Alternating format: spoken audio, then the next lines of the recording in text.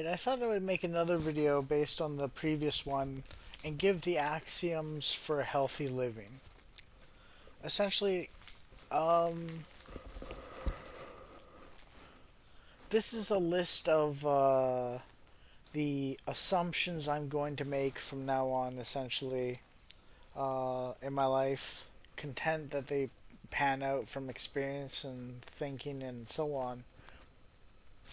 But I thought I would give it in a sort of like a assumptions way where you can just assume these things and basically you'll come out all right and be all right for other people. Um, and really you combine all of them together and so on. So it's a long list, but it makes you a better person and you end up better off usually. Usually. There's no 100% guarantee. I'm not promising like absolute success with this, but you'll have a better chance and you'll feel better about it. Okay, so first off, God is a person, all powerful, all knowing, perfect, and good. Evil is less than, good is more than.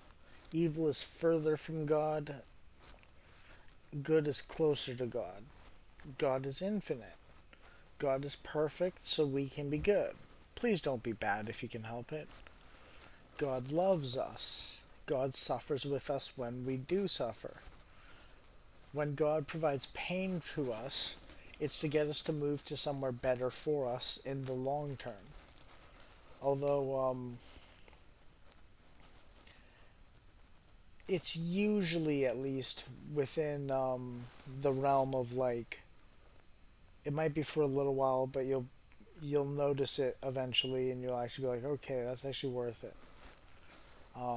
Like so on with these assumptions. Now it's kind of like, okay, I'm going to address something with these presuppositions,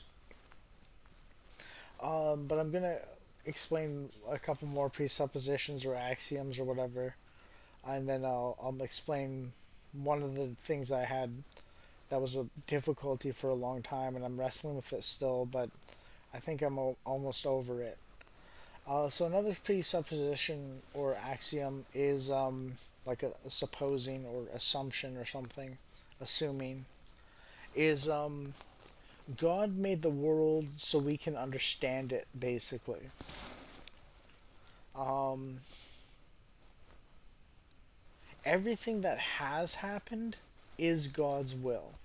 Everything we think might happen, we're not sure about. We just think it. So relax a little bit. Um, God will initiate some people into the deeper mysteries of life, the universe, and everything. Call certain people to particularly heroic endeavors, and they will suffer greatly. That's what it means to be a hero, essentially, to suffer for the sake of others. You know, to go through the hard stuff so that no one else has to go through it as much, or they can be sped through the hard stuff because of the work you did laying the foundations and groundwork and the bridges built across the rivers of uncertainty and chaos and suffering. So you're the pioneer as a hero.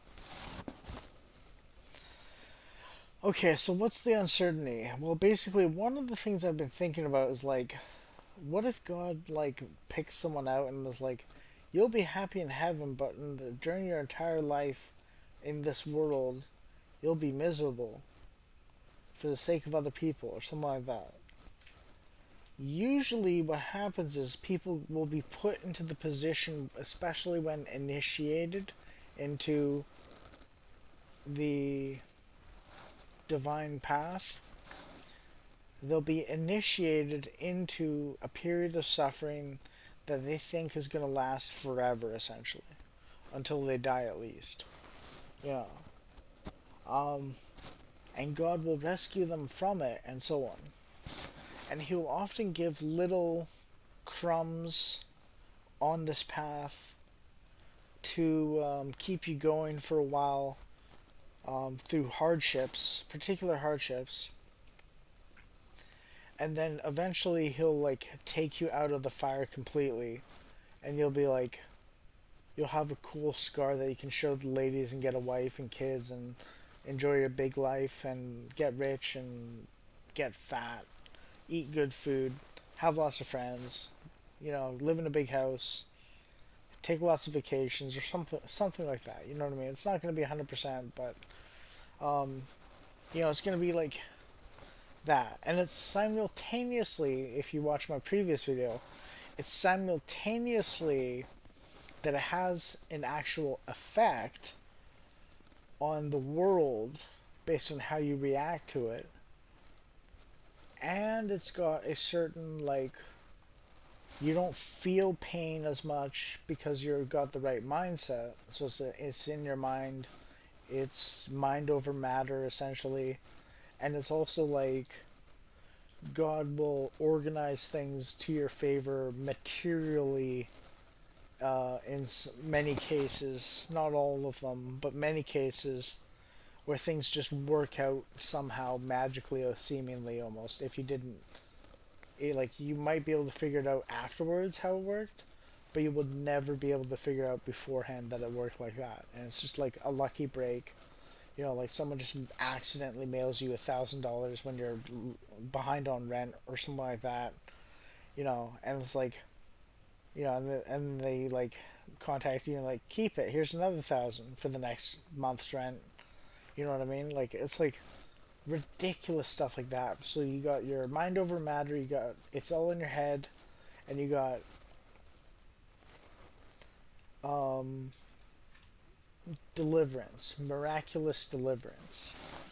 And God uses a combination of all of these things. Now that leads to some uncertainty about exactly how you're going to get by. And what I want to say is I understand that, and I've experienced that.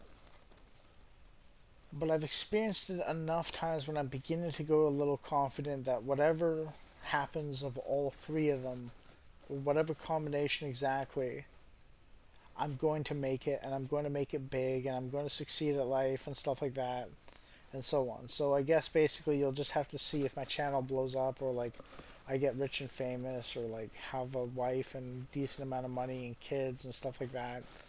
And if I do, then I'm basically not talking out of my butthole, because that's exactly how it works for me. But this is my assumption going forwards, and I've seen God's character taking care of me when I'm in an emergency long enough to believe, essentially, for now at least, beginning to believe at least, that He's going to take me out of the fire completely. And it's going to be quite good, essentially. It's going to be like a conventionally good life. Like, anyone could look at my life and go, that's a good life. You know. And like, they might be like, how do I get it? And then like I'll have some answers on like how to approach life for like getting it, essentially. And maybe even like helping society grow better to each other and so on. So that's